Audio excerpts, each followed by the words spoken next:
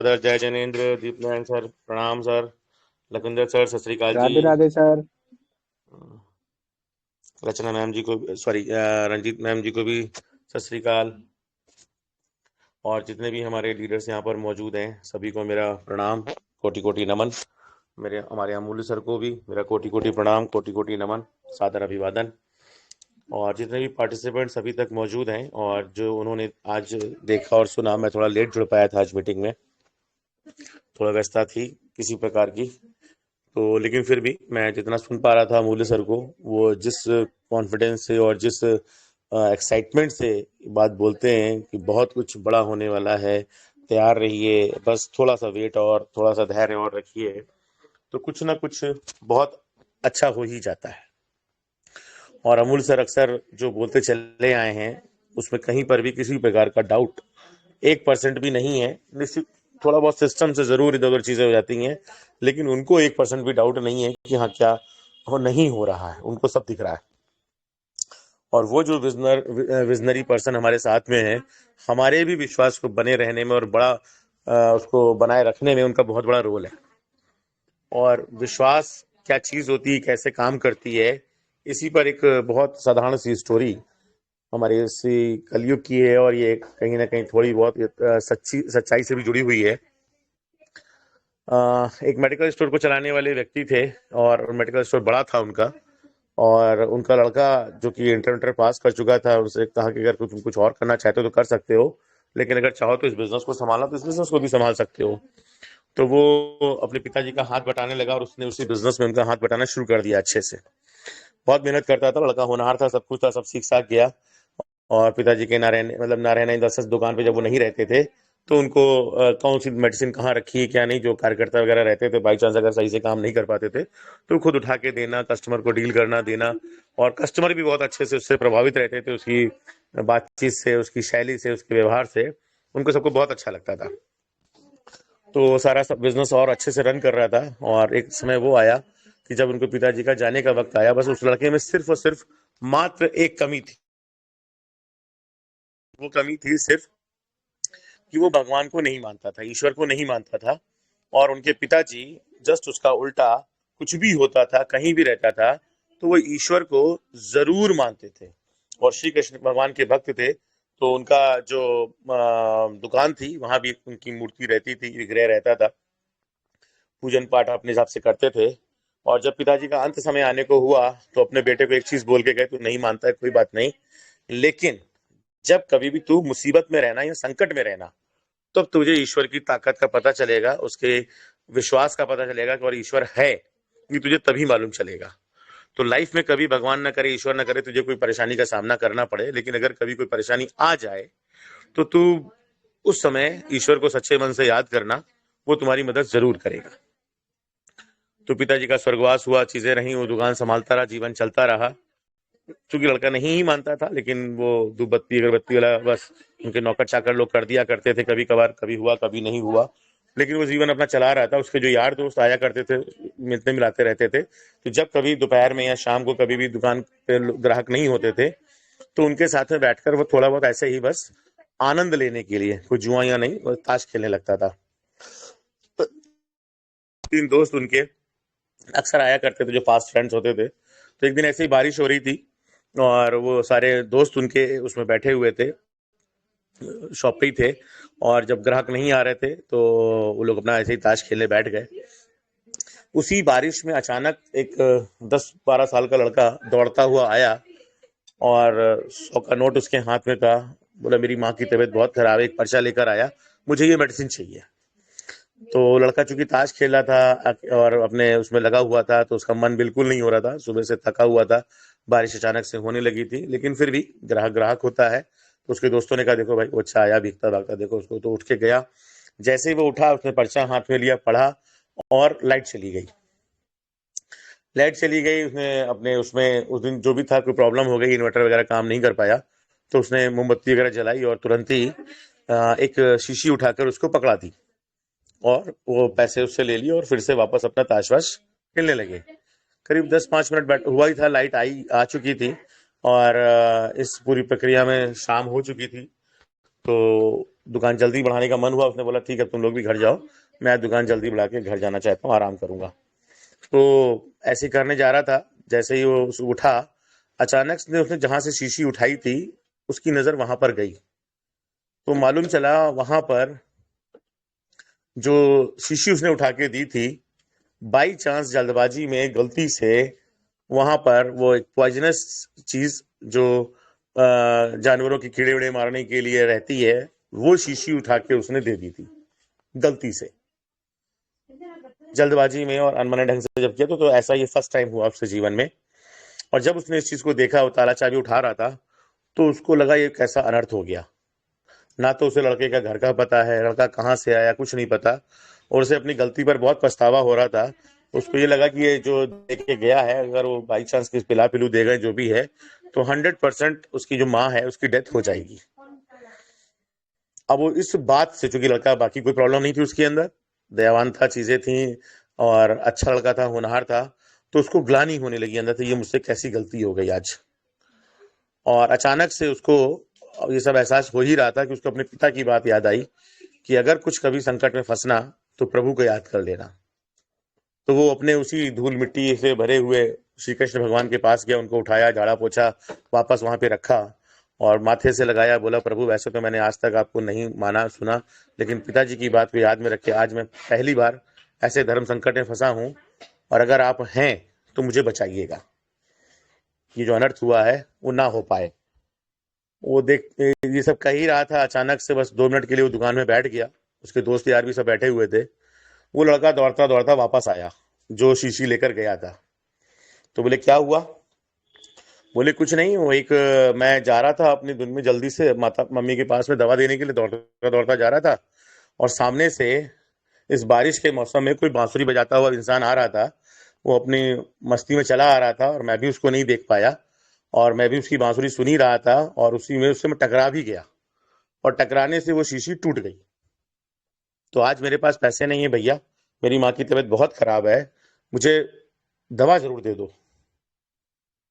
तो उस लड़के ने और उसके दोस्तों ने एक दूसरे का मुंह देखा, जहां पर श्री कृष्ण भगवान की मूर्ति थी उसको देखा। तुरंत वो जो पर्चा था जिस पर उसको याद था कौन सी दवा लिखी थी क्या था, तो उसने वो शीशी उठाई, उस लड़के को दी, और उसने कहा भैया मेरे पास पैसे नहीं है लेकिन मैं जरूर दूंगा। कि बोला नहीं तुम्हें पैसे देने की जरूरत नहीं, तुम जाओ अपनी माँ को दवा दो जाके। वो लड़का तो वहां से चला गया। तो वो खुद लड़का और उसके दोस्त मिलकर तुरंत वहीं पर श्री कृष्ण भगवान के नाम का उन्होंने दीपक जलाया, चीजें हुई, और अपने पिता के विश्वास को दिमाग में रखते हुए उसने श्री कृष्ण भगवान से जो कुछ भी कहा, जो भी हुआ, तो वो अनर्थ होने से बच गया। और उस दिन से वो भी प्रभु को मानने लगा, नित्य कर्म जैसे पिताजी करते थे वैसे ही करने लगा, और उनसे भी ज्यादा ईश्वर को मानने लगा। दुकान चलती रही, चीजें होती रही, ईश्वरवादी हो गया वो वहां से। और मैं बार बार अपनी शेयरिंग्स में इन सब चीजों को इसीलिए रखता हूं कि आप सब जानते भी हैं कि इस धरती पर या जो कुछ भी है आपके आसपास, हमें लगता है कि हम कर रहे हैं और ये हो रहा है, हमारे माध्यम से हो रहा है। तो कई बार आपका चाहा हुआ जब नहीं होता है तो हमको अजीब सा लगता है। आज ट्रेजर में हम चाह रहे थे, हमको विड्रॉल नहीं मिल रहा है, जब मिल रहा था तब भी हम चाह रहे थे कि हमको और मिले, मिलता ही जाए। तो कभी कभी आपके मन का होता है और कभी कभी आपके मन का नहीं भी होता है। तो जब आपके मन का हो रहा है वो भी, और जो आपके मन का नहीं हो रहा है वो भी, वो सब करने वाला कोई और है।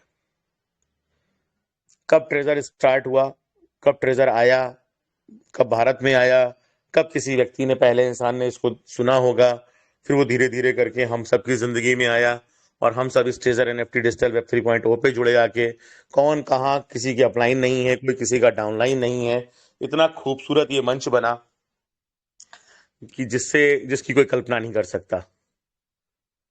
जो अपने अपने मंच लोगों ने बनाए अपनी अपनी टीमों के लिए, वो तो कहीं ना कहीं थोड़ा बहुत आप कह सकते हो एक बार के लिए थोड़ा सा स्वार्थ कह लीजिए, थोड़ा सा मदद कह लीजिए, वो सब जुड़ा था वहां पर। लेकिन ये जो मंच बना treasure and free digital web 3.0, किसी भी प्रकार से किसी भी लोभ लालच से दूर, सिर्फ और सिर्फ आपको सही जानकारी, सही मार्गदर्शन, सही दिशा देने के लिए बना। जैसे विपिन सर का, हमारे योगेश भाई का, मंदिर भाई का विशेष रोल, हमारे श्री अमूल्य सर को इस मंच पर लाने वाले विपिन मिश्रा जी, और फिर धीरे धीरे करके जो समय है वो सब तो आपको पता ही है। कैसे सारे लीडर्स, एक एक लीडर्स, जिसका भी नाम छूट जाए वो थोड़ा सा अजीब होगा, सारे ही लीडर्स ने मिलकर इसमें जो समा बांधा, जो अपनी खूबियां दिखाई हैं, जो अपनी जानकारियां आप तक शेयर करी हैं, अपने नॉलेज का पार्ट शेयर किया है, वो सब आपने बखूबी देखा है, तो बताने की जरूरत नहीं है। तो आज जिस तरीके से शेयरिंग आपके साथ चली आ रही है शुरू से लेकर अब तक, जो नॉलेज का पार्ट आपसे के साथ जुड़ा हुआ है, वो सब कुछ अगर आप दिलो दिमाग में रखते हैं तो ये मंच आपकी सेवा में हमेशा तत्पर रहा है और हमेशा तत्पर रहेगा। थोड़ा बहुत निगेटिव की जो बात आती है या हम हो जाते हैं या सिस्टम की गलतियों की वजह से हो जाते हैं, वो होना स्वाभाविक है क्योंकि हम मनुष्य हैं। लेकिन अपनी भी गलतियों को ध्यान में रखना या अपने साथियों की गलतियों को दिमाग में रखना भी हमारा ही उतना नैतिक कर्तव्य है। और जब दोनों का समावेश करके देखते हैं तो लगता है कि नहीं, थोड़ा सा समय अभी हमें सिस्टम को और दे देना चाहिए। और वापस मैं एक बार, आप जिस तरीके से आज मनदीप भाई जी हमारे फ्लैशबैक में ले गए थे, तो आपको याद होगा मैंने एक बार इसी अपनी मीटिंग में, रात की ही मीटिंग में 10 फरवरी की मीटिंग का जिक्र किया था, जिसमें पुराना एक लीडर जो जिनको बिलाल कलोन के नाम से आप लोग जानते थे, मैंने तो उनका नाम भी इसी मंच पर आने के बाद ही सुना, मैं तो जानता भी नहीं था। और वो 10 फरवरी की मीटिंग के कुछ शब्द वाक्यांश आप सब लोगों को, बहुत जितने भी बड़े बड़े लीडर्स थे सभी को याद है जो लोग उस मीटिंग में थे। और ये समय जो 8-9 महीने का कह लीजिए या 12 महीने का भी अगर होने वाला है तो भी, यानी मार्च टू मार्च 12 महीने हो जाएंगे, तो भी कुछ गलत नहीं होगा, क्योंकि वहां जो कुछ भी उस समय कहा गया था वो सब कुछ अब वही हो रहा है। और अगर डिले भी हो रहा है थोड़ा बहुत, तो वो भी उसी दिशा में हो रहा है, उसी मीटिंग में बोले गए शब्दों के आधार पर हो रहा है। तो उस समय तो मैं भी इतना, मुझे पता भी नहीं था वो 10 फरवरी, क्योंकि मेरा तो जन्म ही इस ट्रेजर में मार्च में हुआ। तो आप सब मेरे सीनियर्स हैं, मेरे गुरुजन हैं, उन सबको वो सारी बातें जो याद हैं। फिर उसके बाद में सिस्टम ने कुछ टेक्निकल शब्दों का इस्तेमाल करते हुए, उन्हीं चीजों पर मोहर लगाते हुए हमको बहुत अच्छे से उन सब चीजों को क्लियर कर दिया। तो ये सब चीजें जो आपके सामने आई हैं वो उसी दौर से होते हुए यहाँ तक आई हैं। अब हमारे ना धैर्य की परीक्षा है, ना हमें बहुत इंतजार करना है। तो जो थोड़ा बहुत समय चल रहा है जिसे कहते हैं, बस वही है। वो जब से हमारे हाथी की पूंछ अटकी है, बस तब से अटकी हुई है, पूरा हाथी निकल चुका है, बस इतना ध्यान रखिएगा। और ये पूंछ भी निश्चित रूप से निकलेगी और आप सब खुशी खुशी उन सब चीजों का वेलकम करेंगे, चाहे वो जो भी समय हो। वो क्रिसमस का भी समय हो सकता है, नए साल का भी हो सकता है, या मिड ऑफ द जनवरी भी हो सकता है, या फिर अगर और डिले हुआ तो फरवरी भी हो सकता है, मार्च भी हो सकता है। जैसे अमूल सर कहते हैं कि वो नहीं पता है, वो डेट किसी को भी नहीं पता है, सिस्टम को भी नहीं पता है, क्योंकि कब कौन सा काम, कौन सा टेक्निकल स्टाफ कैसे कर रहा है, उसमें कितना समय लगेगा। वो एक टाइम होता है कि कोडिंग होती है, चीजें होती हैं, कैसे कैसे चीजें तैयार हो गई, कैसे कैसे चीजें अभी बची हैं, वो सब समय बताएगा। लेकिन होगा निश्चित, अब ये तय हो चुका है, चाहे वो अमूल सर के शब्दों में हो। और पिछले 2 दिन की एक्टिविटी को अगर आप ध्यान में रखें, जैसे विपिन सर आज बात कर रहे थे बाइनेंस की एक्टिविटी को लेकर, बिटगेट की एक्टिविटीज को लेकर, कि वो एक छोटा सा नेगेटिव इम्पैक्ट जो चला आ रहा था, तमाम सारी खूबियों के बावजूद जब हम टोकन को बाई करते थे तो वो रिस्क और वार्निंग जैसी चीज जब लिखी रहती थी तो हमको बहुत खराब लगता था अपने ही टोकन को लेकर। लेकिन अगर इन दोनों जगह से वो हटा है और अब बारी रह गई है मात्र आपके कॉइन मार्केट कैप की, तो मैं फिर बोलूंगा जिस दिन कॉइन मार्केट कैप से वो हट जाए उस दिन मत पूछिएगा हमसे कि टोकन खरीदना है या $60 डालना है, पड़ोसी का मकान बेच के पैसे लगा दीजिएगा। अगर कॉइन मार्केट कैप से वो हटता है, और जिस दिन भी हटेगा, हटेगा भी जरूर, मत पूछिएगा, पड़ोसी का मकान बेच के पैसे लगा दीजिएगा। क्यों, आप उसका भी महल बनवा देंगे आने वाले समय में, मुझे पता है। तो ये अब उस दिशा में बढ़ चुका है। तो इतना विश्वास जो ईश्वर पे बात है, मैं हमेशा इसीलिए बोलता था कि भगवान जो भी करेगा हमारे लिए वो सिर्फ और सिर्फ अच्छा होगा। क्यों, हम एक माता पिता जब अपने बच्चों के होते हैं तो जो भी बेस्ट ऑफ द बेस्ट देने का प्रयास करते हैं अपनी क्षमता के हिसाब से, तो वैसे ही परम पिता परमेश्वर अपनी क्षमता के हिसाब से भी बेस्ट ऑफ द बेस्ट देगा। और वहां क्षमता सीमित नहीं है, सब कुछ असीमित है, इसलिए आपको भी असीमित मिलने की संभावना बनी रहती है। बस आप उस परम पिता परमेश्वर को समर्पित कर दीजिए अपने आप को, बिना किसी लोभ के, बिना किसी लालच के, बिना किसी डर के। ये लोभ लालच और डर की बात मैंने इसलिए जोड़ दी, मीटिंग जरूर थोड़ी सी हमारी 5 मिनट 10 मिनट एक्स्ट्रा हो गई, मैं माफी चाह रहा हूँ योगेश जी से। और क्योंकि जिस तरीके से आप अगर लालच की बात करते हैं कि आप मेरा ये काम कर दीजिए तो मैं आपको ये करूंगा, तो ये मेरे हिसाब से ठीक है, लोगों की अपनी मान्यताएं होंगी, लेकिन ये भी रिश्वतखोरी से ज्यादा कुछ नहीं है। और भगवान मेरे साथ ऐसा कर देगा या भगवान मेरे साथ ऐसा कर देगा, अगर मैं ये नहीं करूंगा तो ये हो जाएगा, ये जो डर है वो भी गलत है। आपने बहुत सारे लोगों को देखा सुना समझा होगा, चाहे वो अघोरियों की बात हो, चाहे वो कबीरदास की बात हो, चाहे मीरा की बात हो, तो चाहे और भी न जाने कितने रसखान की बात है। ना वहां डर था ना कुछ था, सिर्फ अगर कोई चीज थी तो प्रेम। नहा के पूजन किया तो बहुत अच्छी बात है, नहीं किया बिना नहाए भी कर दिया तो कोई बुरी बात नहीं है। आप अपने माता पिता की सेवा कर रहे हैं, भोजन पानी देना है आपको, जितने साफ सुथरे मन से साफ सुथरे हाथों से देंगे उतना भी अच्छा है। लेकिन इमरजेंसी में अगर आपको देना है और आपने अपने हाथ पैर धुल के भी दे दिया, तो उनके भूखे पेट में भोजन गया। और इसीलिए कहा जाता है कि भगवान भाव के भूखे हैं, बाकी किसी चीज के नहीं। लेकिन फिर भी जितनी साफ सफाई और चीजें रहती हैं, तो कहते हैं ना, सुंदर तन और सुंदर मन दोनों की बात आती है। बट फिर भी, तो मैं अपनी वाणी को यहीं पे विराम दूंगा। बाकी सारी टेक्निकल चीजें और बहुत सारे लोग, सब लोग बताने के लिए आपके पास में मौजूद हैं। मुझे इस सेवा का मौका आपने दे रखा है, और अगर आपको इनमें से कुछ भी पार्ट अच्छा लगता है अपनी लाइफ के लिए, अगर नहीं अच्छा लग रहा है, आप स्टोरियों को आपको नहीं समझ में आती हैं, तो प्लीज अगर कोई मैसेज करना भी चाहे तो मैं चाहूंगा मुझे क्षमा कर दीजिएगा।